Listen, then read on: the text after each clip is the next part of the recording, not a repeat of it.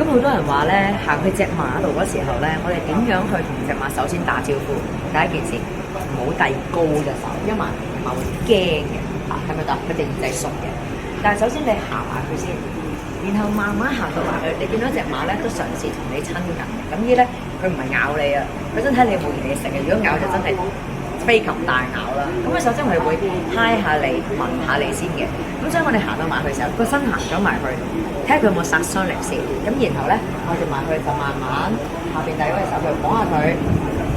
其實咧摸個馬咧，好似狗啫，佢好中意人摸㗎，好中意人拍佢。其實馬頸咧，我哋你見到好多騎師跑馬嘅時候咧，佢哋會用隻手一贏咗之後咧，就會喺度拍隻馬、讚隻馬。佢哋唔係打隻馬，呢個咧係摸佢個馬頸同拍馬嘅，係一個讚賞嘅動作嚟嘅。